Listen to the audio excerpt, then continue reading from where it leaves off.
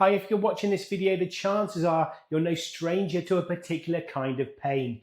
That nagging, sometimes searing, sometimes tingling discomfort that shoots down your leg from your lower back, through your glutes, all the way to your foot.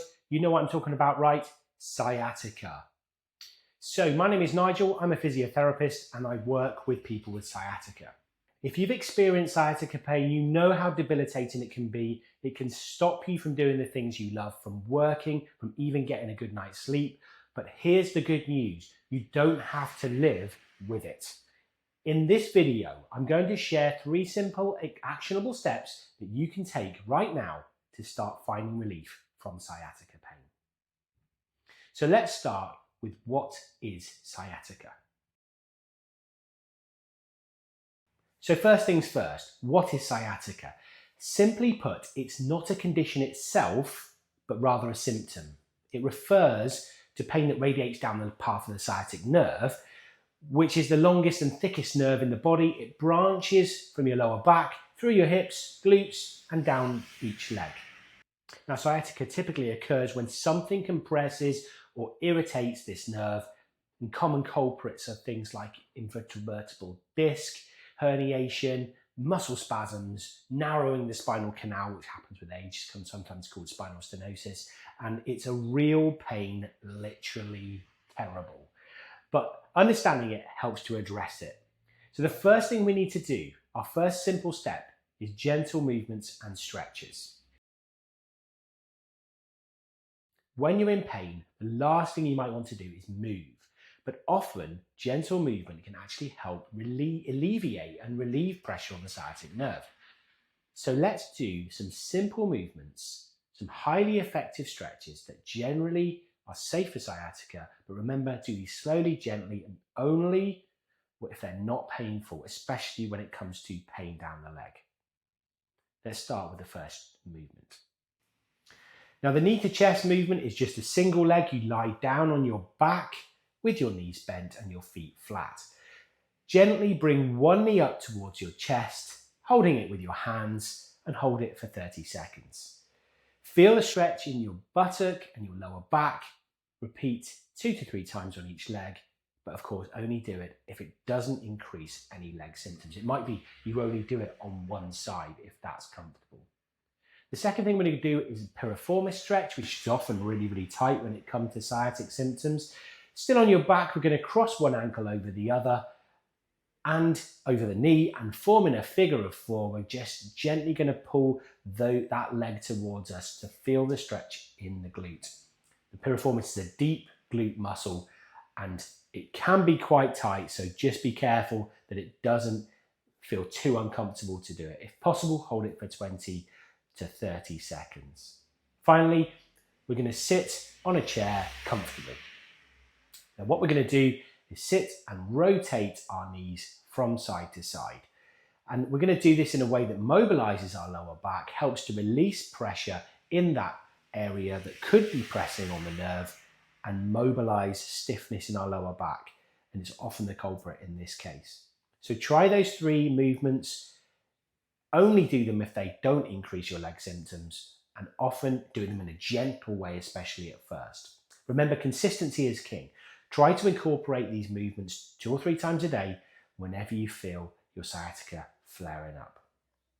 Now, step number 2 is we're going to use heat and ice therapy.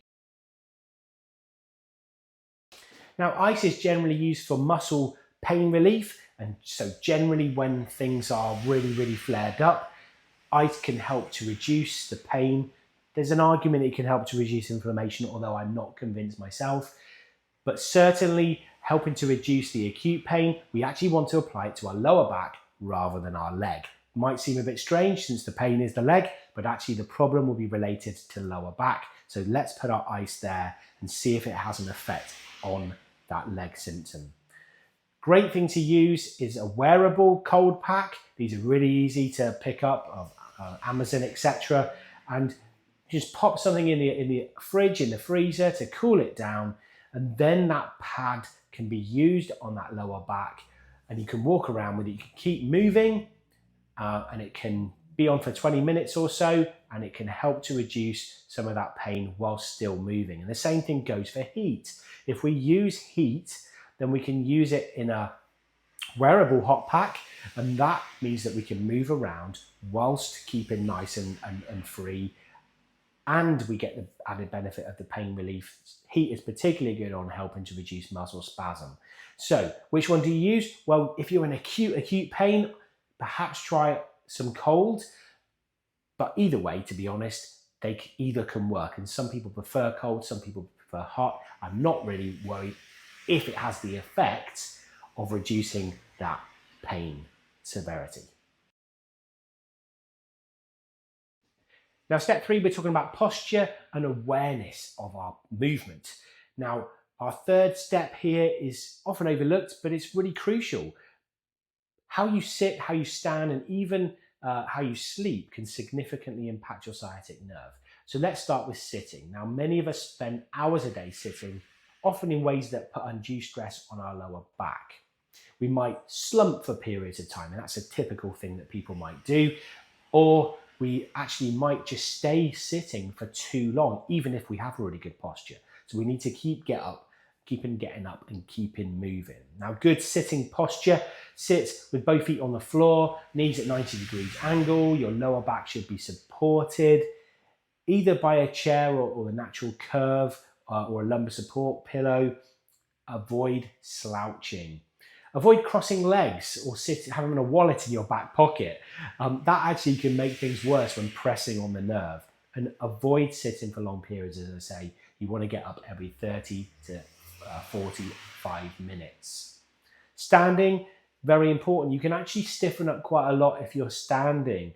Obviously, when we're doing activities, we don't want to be bending over and holding that position, that typical washing up position or ironing position. So we want to try to keep moving, and it's a very good idea to break up periods of standing with sitting and break up periods of sitting with standing. So variability is the key here when it comes to our posture and reducing the pressure on the sciatic nerve.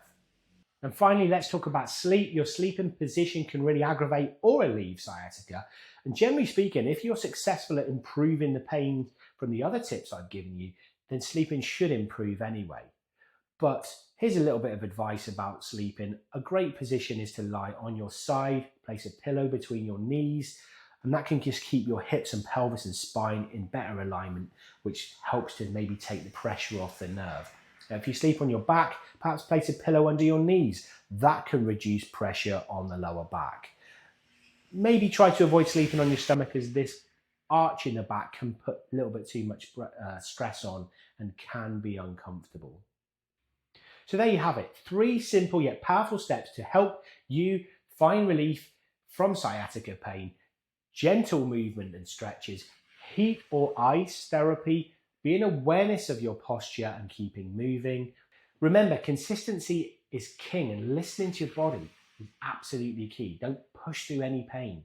Start with small movements and be patient. But remember to celebrate any kind of win that you get in terms of reduction in pain. And if you found this video helpful, please give me a thumbs up. It's really good for the channel. It helps me out. Don't forget to subscribe for more sciatica tips and hit the notification bell so you don't miss any of my videos. I'd love to hear from your comments. Pop them below. Have you tried any of these things? Have they worked? Have you got any other tips that might help other people who are watching this video? Thanks so much for watching, and I'll see you on the next video.